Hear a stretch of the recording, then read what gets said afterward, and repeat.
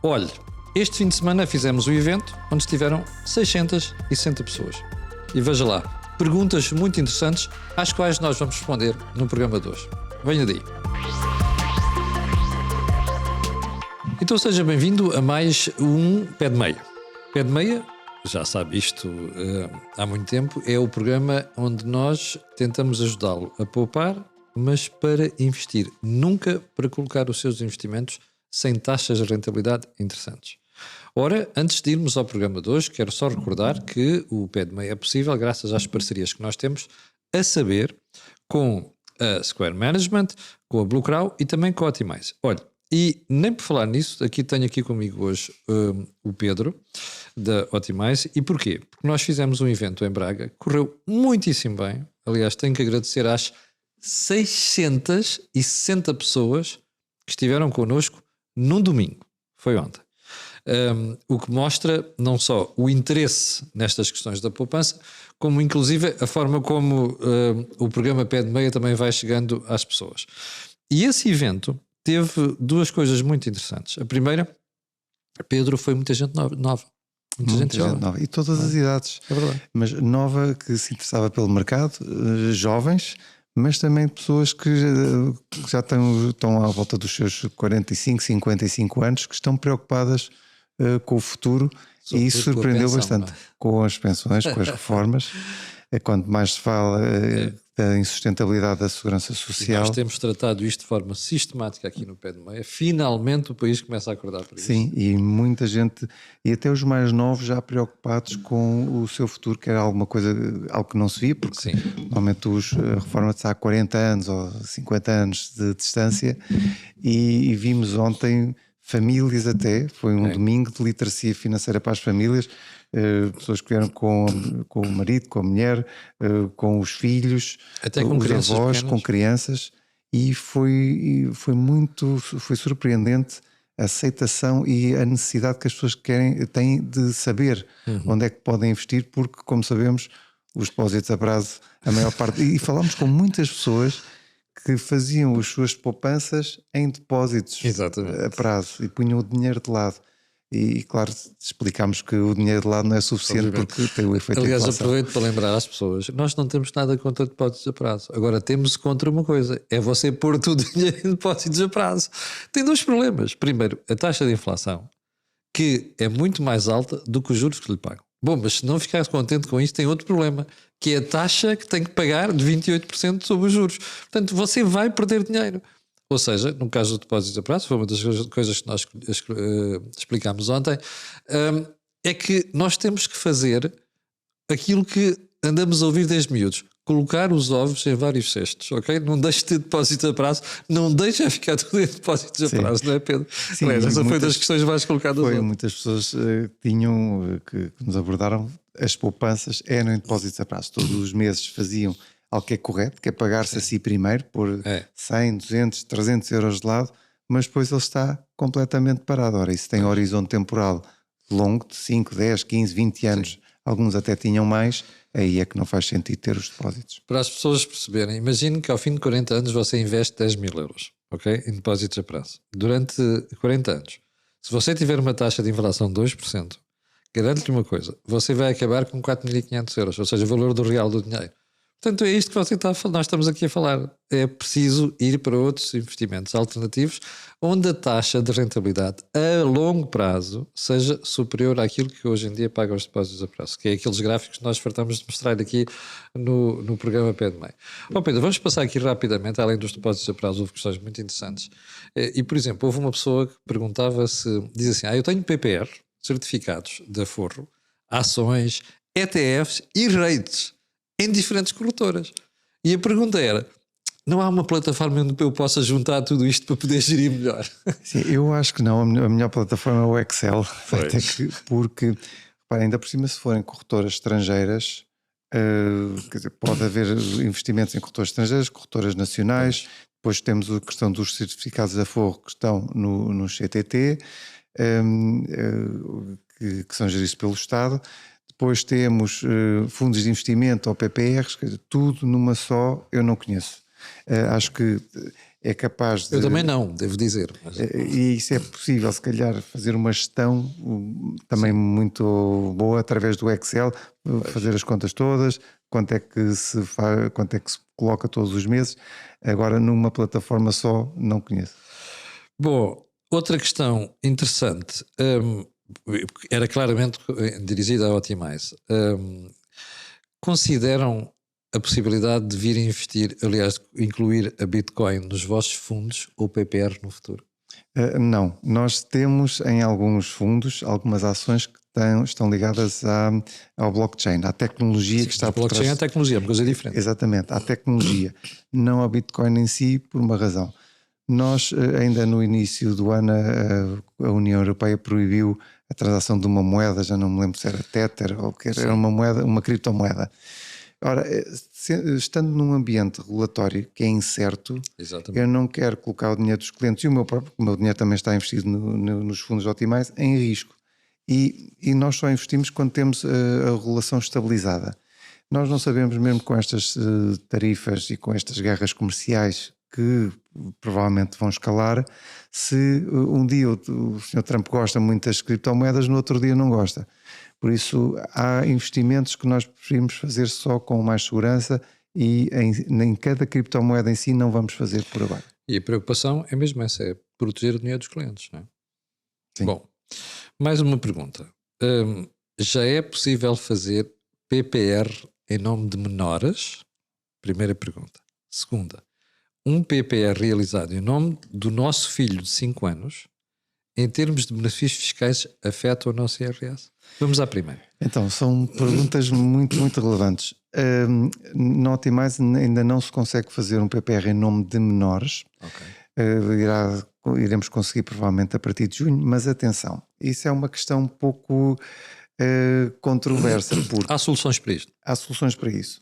E não se esqueçam que a partir do momento em que o PPR está em nome do menor, aos 18 anos, o menor passa a maior e tem direito absoluto sobre o dinheiro. Os pais não... Ou seja, pode mexer naquilo a seu bel prazer. Pode mexer, pode retirar, pode levantar, pode gastar, pode fazer tudo. Sim. O que nós sugerimos é que os pais abram subcontas e com os filhos sendo os beneficiários finais, e quando eles tiverem 18 anos façam a transferência do PPR para o nome deles. 18 ou 20, porquê? Aos 18 anos eles podem avaliar se os filhos têm capacidade de receber montantes elevados ou não, porque se tivermos 18 anos e um filho receber 50 ou 100 mil euros, que é muito possível, ou mais... Pode ir a correr comprar um carro de luxo. Pode ir a correr comprar um carro de luxo e pode não não é ter isso que os pais juízo nenhum, querem. claro, e pode não ter juízo nenhum, e aquele dinheiro até faltar um dia para a sua formação universitária ou outra coisa qualquer. E por isso, cuidado às vezes quando se diz eu quero o PPR em nome dos filhos. Atenção que o PPR em nome dos filhos depois não tem como voltar atrás. E se tiverem em nome dos pais com o beneficiário final, há sempre forma de ou manter na alçada dos pais durante mais uns anos, até acharem que os filhos têm capacidade para gerir esse dinheiro, ou então aos 18 anos podem passar o dinheiro. Mas o mais importante é que aos 18 anos, ou quando quiserem, depois podem transferir e não há lugar a pagamento de impostos, porque é uma transferência de títulos, transferência para eles. Por isso, a parte fiscal já foi tratada. Porque a parte fiscal já foi tratada e há de ser tratada um dia quando o filho resgatar. Por isso, eu acho que a minha sugestão até é essa, é cuidado que às vezes em colocar as coisas em nome dos filhos pode não ser tão benéfico quanto se pensa. A segunda parte, tenho um filho com 5 anos. Sim, tem um PPR realizado em nome de uma criança de 5 anos. E como é que isto fica do ponto de vista de benefícios fiscais? Afeta o nosso IRS? Pergunta ao pai. Se o PPR já está realizado em nome da criança, se a criança é a primeira titular, então não vai afetar o IRS porque a criança não conta como agregado familiar, por isso os 400 ou os investimentos que faz não contam para o benefício fiscal dos pais. Para a dedução à coleta. Para a dedução à coleta, ou seja, só o benefício fiscal só é concedido em nome do próprio. Como a criança não trabalha, não desconta e não tem rendimentos, por isso os pais não podem deduzir à coleta. Mas no caso que expliquei há pouco, podem. Se um pai fizer um PPR, numa subconta e como beneficiário o filho, o PPR está em nome dos pais. Os pais podem deduzir os 400 euros ou até 400 euros no IRS e depois, quando houver a transferência dos filhos, os filhos vão ter depois a transferência. Para si, que está menos familiarizado com isto, estes 400 euros do que está a falar o Pedro é a possibilidade de investir até 2.000 euros em PPR, que depois dá esse desconto. Mas atenção, isto é por idade, escalões de idade. Exatamente. Bom, mas essa era a forma de contornar os filhos, em vez de ter a conta em nome dos menores, terem conta em nome dos pais e conseguem usufruir do benefício. Pedro, houve várias perguntas sobre esta matéria ontem, que é assim, as pessoas têm dinheiro poupado, mas entra naquela categoria de fundo de emergência. Para as pessoas que estão a ver, o que é o fundo de emergência? Aquele dinheiro que nós podemos precisar rapidamente, sei lá, por um problema de saúde, um azar qualquer que houve na vida ou em casa, e nós precisamos nos próximos meses ou até nos próximos anos. Pedro, a pergunta aqui era se as pessoas onde é que devem aplicar este dinheiro do fundo de emergência com perspectiva de investimento em habitação no espaço temporal de 5 anos? Quer dizer, isto é um risco grande, não é?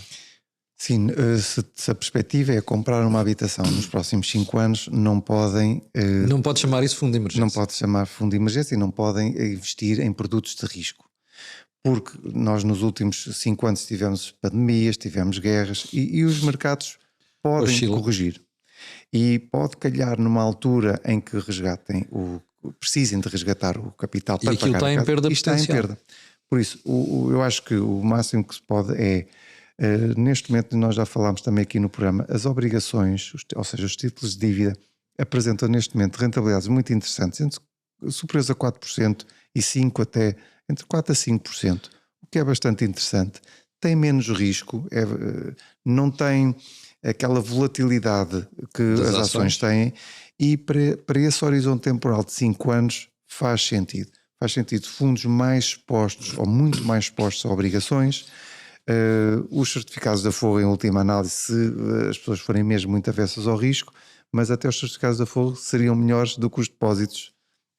Mas eu diria que fundos, seja fundos PPRs ou fundos sem ser PPRs, de obrigações é o melhor investimento. Para si que está deste lado, eu quero recordar que nós já fizemos um programa sobre isto, onde publicámos um gráfico com o número de anos onde o dinheiro tem de estar imobilizado para eliminar por completo a possibilidade de perda. Eu vou recordar esse gráfico. Até 7 anos há uma possibilidade pequena de perder. Aliás, grande de perder. A partir dos 7 anos começa a diminuir essa possibilidade, porque como os mercados sobem, aquela reta que já divulgámos aqui várias vezes, isto significa que o risco de perda vai diminuindo com o número de anos a decorrer. A partir dos 12 anos, não há nenhum momento, historicamente falando, onde haja perdas. Quando estamos a falar em comportamentos do índice. E, portanto, não cabe nos 5 anos, naturalmente. O risco de perder dinheiro, como dizia o Pedro, é grande, e aqui são alternativas, nomeadamente em títulos de rendimento fixo, que é aquilo que nós chamamos de obrigações. Portanto, mais vale olhar para aqui. E se tiver dúvidas, já sabe. Nós temos um mail dedicado a isto, que é pedmeia@gmail.com. Bom, Pedro, mais questões. Como é que vê o impacto da inteligência artificial no setor do investimento? Esta era obrigatória. Essa foi o Francisco que respondeu. Mas a inteligência artificial vem mudar o mundo. Eu acho que nós estamos agora a ter um impacto que é o aumento já da produtividade através da utilização do ChatGPT, das ferramentas da Google, tudo isto. Agora o DeepSeek que está já a transformar a China, está a trazer a China para este mundo da inteligência artificial, e o que eu acho que nós vamos ter é ainda mais aumentos de produtividade. Eu acho que é assustador pensarmos que nós vamos ter inteligências artificiais que vão quase pensar como nós. Isso está se calhar a poucos anos de distância. Sim. E o impacto disto vai ser brutal. É pensar como é que já na gestão de ativos já existem algoritmos e já existem a inteligência artificial que consegue analisar dados muito mais depressa do que nós.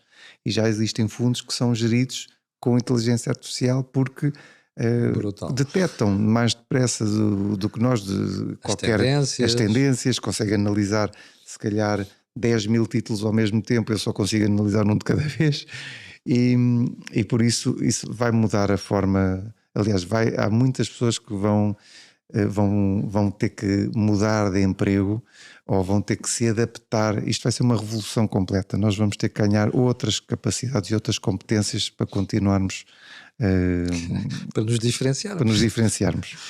Pedro, uma questão muito interessante que surgiu ontem foi a propósito do Warren Buffett.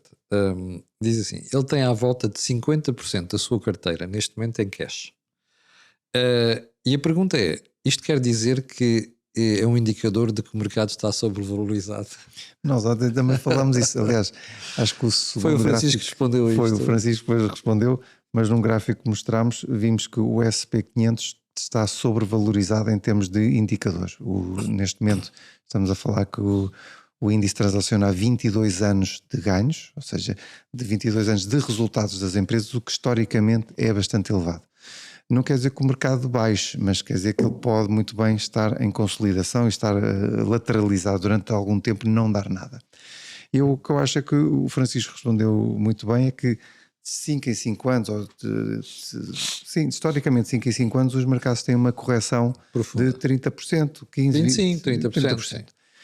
E o Sr. Buffett, ele gera grandes quantidades de dinheiro e ele só pode comprar quando tem essas correções fortes. Provavelmente, não sei se é este ano, mas 26, 27 podemos esperar alguma turbulência. Portanto, pode querer dizer que ele está à espera de uma correção e quer ter ali dinheiro disponível para poder investir em baixo. E isso também é importante para as pessoas perceberem. Quando as ações, quando o mercado corrige, a altura é de comprar. Não vai ser a altura de se assustar, é de comprar. Sim. Uma das coisas, Pedro, que nós falámos sobre isto a propósito ontem no seminário foi a importância das entregas periódicas. Sim. E cada vez podemos há mais explicar isto às clientes, pessoas agora à vantagem? Sim. Na Optimais existem os planos de investimento que são entregas periódicas, ou seja, pode ir ao espaço cliente e quer fazer uma entrega de 100 euros por mês. Ou pode selecionar se quer uma entrega mensal, semestral, trimestral, consoante cada um, as disponibilidades de cada um. Pode selecionar a entrega, por exemplo, mensal, 100 euros, e pode até dividir por vários fundos. E todos os meses, através do débito direto, nós vamos debitar esse dinheiro, faço uma transferência para o Optimize e nós alocamos aos fundos que cada investidor escolheu. Sim, mas e é importante por ser periódico e ser constante, quer a bolsa suba ou deixa. E isso mitiga muito aquela emoção que às vezes nós temos, seja de euforia ou de depressão, que é quando o mercado baixa. Normalmente ninguém quer comprar porque as pessoas ficam com medo, mas é a melhor altura para comprar. E até porque permite que as pessoas estejam a comprar em vários momentos, ou quando esteja a subir ou quando está a descer. Exatamente. E quando está a descer é muito mais interessante, não é? Porque apesar de tudo, a possibilidade de obter rentabilidade quando se compra em baixo é maior do que se compra. E é de forma automática, ou seja, não tem que se preocupar, porque a partir do momento em que preenchem e selecionam o período de tempo e onde é que querem alocar o dinheiro, nós todos os meses fazemos isso automaticamente e não tem custo nenhum. Pedro, uma das questões colocada ontem com muita frequência foi a questão dos PPRs. E houve uma pergunta muito interessante. Um PPR que não seja declarado no IRS por parte do sujeito passivo, ou seja, do contribuinte, quando é resgatado, é alvo de alguma penalização? Não, é uma excelente pergunta. Também já falámos no pé de meia dos PPRs. Um PPR que não é declarado à autoridade tributária, e atenção, o não declarado, ontem também surgiu uma questão que não é fugir aos impostos. Sim, é não utilizar o benefício fiscal. É não pedir ao Estado nenhum benefício fiscal. Eu posso, como contribuinte, não querer um benefício do Estado. Pedro, vamos dar um exemplo. Imagine você desse lado, que tem menos de 30 anos, e fez um PPR onde gastou 2.000 euros. Se você quiser, pode pegar nesse 400 euros e abater à coleta. O que o Pedro está a dizer é a faculdade é a sua, pode não fazer. E porquê que pode não fazer? É verdade que perde o benefício fiscal. Ainda por mais é a coleta. Não é a matéria coletável, é a coleta. Quer dizer que depois de apagado o imposto, saber quanto é que você teria de pagar. E abate aqui 400 euros. Mas pode não fazer. E pode não fazer, porque como vai explicar o Pedro, se você quiser desmobilizar ou mexer naquilo, depois não tem penalização fiscal. É esta a ideia. Exatamente. A partir do momento em que pedimos ao Estado um benefício, o Estado também tem regras para nós levantarmos o dinheiro. Ora bem. Que é a partir do 5º ano para pagamento da prestação de crédito à habitação, no caso de doença, de saúde, ou então a partir dos 60 anos, se estiver reformado. Mas, assim, independentemente de tudo, o PPR está sempre disponível. Mas se eu resgatar e tiver declarado, vou ter que devolver ao Estado aquilo que recebi com uma penalização de 10% ao ano. O que é que acontece? Se eu não declarar ao Estado, se não pedir nada, então também não há penalizações nenhumas porque não recebi. Por isso, a resposta a essa pergunta é não há penalizações porque eu não declarei. Agora, há uma questão interessante também no exemplo que o Camilo deu. Se eu, se tiver 30 anos, em vez de 2.000, tiver 5.000 euros para investir, eu posso dividir esses investimentos. Posso colocar 2.000 euros e declarar para receber os 400 euros. Exatamente. E os outros 3.000 eu faço uma outra subconta. Até posso comprar o mesmo PPR e não declaro. E assim tenho um PPR onde eu vou buscar os 400 euros e os outros 3.000 que estão libertos. E se eu precisar mexer naquilo, vou ser penalizado, mas nos outros não. Nos outros não. E está na mesma a beneficiar da tributação à saída, que também já falámos, que é 8,6%. Exatamente, que é um valor muito interessante, em vez dos 28%. Em vez dos 28%. Pedro, e ainda nesta matéria, até podemos ir mais longe e dizer assim, bom, mas isto não quer dizer que você, depois quando for resgatar, não pague o imposto, que aí tem mesmo que pagar. Não, o imposto das mais-valias tem sempre que pagar. Que se for mais de 5 anos, como estava aqui a dizer o Pedro, é 8,6%. Senão, vai por ali dentro e vai chegar até aos 28%. Sim, aquilo vai diminuindo. Se não declarar no IRS, salvo erro, 21,6% até ao 5º ano, do 5º ao 8º 17, qualquer coisa, e depois 8,6% a partir do 8º ano. Ou seja, no fundo o incentivo é maior quanto mais tempo as pessoas tiverem o PPR. Pedro, outra questão que também nós não só já falámos aqui, como tem surgido de forma recorrente nos nossos seminários, e que diz assim, imagine que uma empresa que gera PPR vai à falência. O que é que acontece ao dinheiro das pessoas? Acho que também já falámos. São perguntas também muito interessantes, porque demonstra que... Nós vamos ter também novos espectadores nos seminários. A gente não conhece isto e nunca é demais lembrar às pessoas o que acontece nessa situação. Então, no caso de uma empresa falir, a Optimize é bastante segura, só a referir isto, mas... Se por acaso em Portugal alguma sociedade gestora falir, não acontece nada ao PPR, nem aos fundos de investimento. Porque os fundos de investimento são património autónomo. O que é que isto quer dizer? Têm um IBAN deles, são auditados externamente, ou seja, a sociedade gestora não tem capacidade de ir lá levantar dinheiro. A sociedade gestora só pode criar os PPRs e gerir, não pode levantar o dinheiro dos PPRs. Nós só podemos gerir de acordo com a política de investimento. Por isso, se uma sociedade gestora falisse, a Comissão de Mercados iria nomear uma outra, a CMVM, iria nomear uma outra sociedade gestora para continuar a gerir os fundos de investimento. Em vez de ser Optimize, seria a empresa XPTO, gestora de ativos, a gerir esses investimentos. Ou seja, e esse património não é intocável. É intocável, ou seja, não pode ser, não é, se a empresa falir, aquele património Pedro, continua lá. Esta pergunta é importante. Porque eu agora vou meter aqui uma pincelada política, porque nós na classe política não temos gente que depois fale destas coisas como deve ser, e pelo contrário, como o Pedro sabe, há políticos que depois vêm assustar as pessoas a dizer segurança social privada, olha, os fundos de pensões podem ir à falência. É este tipo de conversa. Pode ir à falência. É este tipo de conversa. E quando às vezes falam que a bolsa ou os investimentos no mercado são um casino, as pessoas não têm mínima noção do que é que estão a dizer. Disparate autêntico. Aliás, deviam ser processadas porque é uma calúnia. As pessoas não sabem, sinceramente, o que é que estão a assustar as pessoas de forma desnecessária. Estão a assustar, e estão a assustar porque lhes convém. Claro. Porque nós já falámos muitas vezes. A poupança e o investimento não pagam imposto, o consumo paga.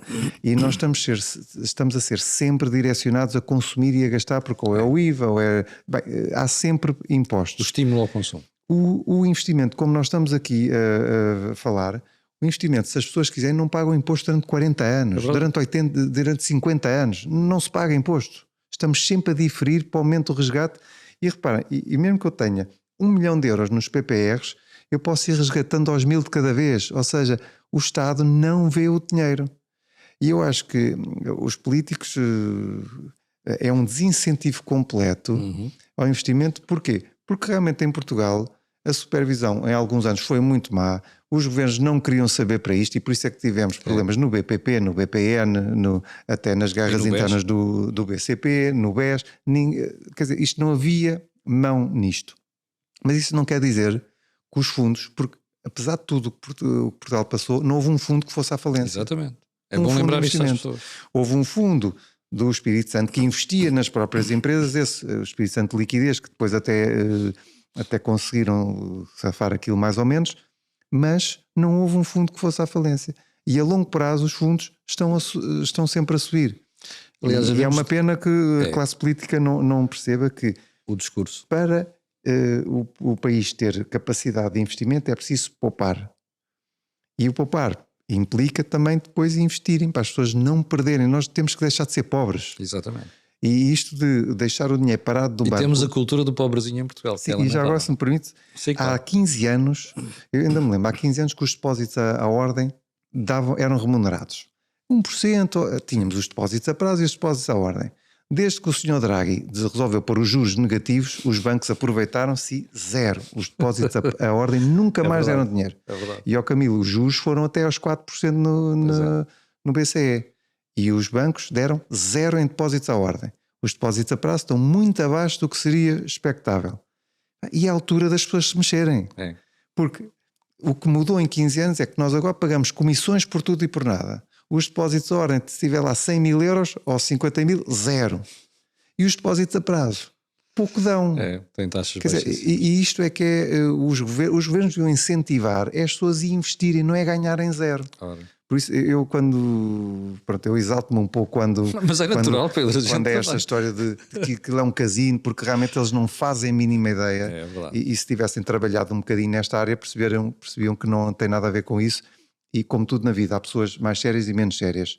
Acho que todos os que estamos aqui somos sérios e o principal é que nunca não houve um fundo que fosse à falência. Essa que é a verdade. Vamos dedicar um programa só a isso. Pedro, houve outra questão também, que já agora que estamos a falar de comissões e quanto é que nos leva e quanto é que outros levam, houve uma pergunta que costuma ser recorrente também nos seminários, que é: qual o impacto das comissões dos fundos quando comparados com as comissões e encargos de um ETF mundial? Os fundos têm sempre comissões mais altas do que os ETFs. Os ETFs, o que é que acontece? Eles primeiro gerem bilhões, têm o efeito, beneficiam do efeito de escala, mas depois há muitos ETFs que podem emprestar os títulos, ou seja, os títulos que os ETFs têm, muitas vezes não são deles. Podem emprestar e com esse empréstimo ganham dinheiro. Pois. Como ganham dinheiro, conseguem reduzir bastante as comissões que cobram. Mas atenção, no caso dos fundos PPRs ou dos fundos de investimento em Portugal, os títulos são sempre do fundo. Nós não podemos emprestar. Pois. E por isso há aqui esta concorrência um pouco desleal, que é: se eu não posso emprestar, não posso ganhar do outro lado, eu tenho que conseguir pagar as contas da sociedade gestora. Os ETFs não, para além de ser aos bilhões, têm outras fontes de receitas que nós não temos. Muito bem. Mas agora também vamos endereçar isso e na Optimize ao longo do ano vamos ter novidades para reduzir os custos dos fundos. Pedro, uma questão que também tem a ver com a geografia. Qual é a opinião do Pedro sobre os investimentos no mercado chinês? É uma boa pergunta, porque nos últimos 3 anos nós estivemos afastados do mercado chinês. Aliás, a nossa preferência, que nós dizemos sempre, é sempre o mercado indiano. Em 2021, quando desapareceu o CEO da Alibaba e quando durante uma semana e depois desapareceram mais ninguém ou dois, ninguém sabia onde é que ele estava, nós achámos que o risco era muito elevado. Parece que as coisas estão a mudar agora, até porque com as relações, com esta relação mais tensa com os Estados Unidos, a China ou começa a ter uma outra postura quanto ao capital, ou então pode ter alguns problemas. Nós ainda não decidimos investir na China, vamos ver qual é o desenrolar desta guerra comercial com os Estados Unidos, mas muito provavelmente dentro dos próximos 3 meses iremos tomar uma decisão. Neste momento o nosso mercado emergente que nós gostamos e que no PPR regressivo temos 5% é o mercado indiano. Mercado indiano. Muito bem. Pedro, havia algumas perguntas que eu gostava de guardar para outro programa que têm a ver com o investimento das empresas em BPRs e fundos de pensões. Isso é muito importante. É muito importante e foi das perguntas... Surpreendeu pelo interesse. Exatamente. Houve muita gente a colocar esta questão ontem e havemos de dedicar um programa só, esteja descansado, vamos dedicar um programa só a isto. Por exemplo, já agora aqui nos PPRs, para quando um PPR destinado a menores, sem ser uma subconta dos pais, ou seja, pergunto outra vez, posso fazer um PPR para os meus sobrinhos por oferecer como prenda de anos de Natal? Era uma pergunta que já tinha colocado ao Pedro em privado. Ainda não, porque os PPRs nós temos que receber dinheiro diretamente dos pais ou dos representantes legais do menor. Ok. E apenas deles. Mas ao longo do ano acho que também vamos ter novidades nessa componente. Por exemplo, há de ser possível. Pois agora, Pedro, porque alguns espectadores já me colocaram essa questão, inclusive em privado ontem, já me colocaram assim: porque é que vocês não têm uns vouchers que a gente possa comprar e depois ir assim, olha... Talvez mais para o fim do ano. Ok, muito bem, olha, está respondida esta questão. Pedro... E vai ser uma boa surpresa. Opa, isso é muito bom. Pedro, ficamos neste programa por aqui, mas como houve perguntas muito interessantes, nós vamos guardar para um outro programa em que também, para tentar responder às preocupações das pessoas. Até porque, como dizia ontem uma pessoa que esteve presente no evento, eu sei que vocês já fizeram programas, mas nós temos dúvidas, continuamos a ter dúvidas e nunca é demais, Pedro, estarmos a repisar algumas dessas questões, não é? Porque o esclarecimento é a questão mais importante para os investidores. E aquilo que referiu, cada vez há mais pessoas novas e ontem o que vimos foi que mais de 50% eram pessoas novas e que tinham interesse nesta área. E depois o segundo ponto que eu não cheguei a referir da surpresa de ontem foi perceber que a um domingo, ainda mais estava sol, estava-se muito bem em Braga, quase andava de camisa, as pessoas decidiram passar ali praticamente 5 horas connosco, em vez de estarem a desfrutar de outras coisas. Isso foi uma belíssima surpresa para nós. Pedro, muito obrigado por ter vindo ao programa. Obrigado. Vamos esclarecer algumas destas matérias no outro programa, como já disse, e antes de irmos embora, quero recordar que o Pé de Meia é possível graças às parcerias que nós temos, a saber, com a própria Optimize, com a Square Management, mas também com a Blue Crow. Fique bem, nós voltamos na próxima semana às 12 horas. Muito obrigado.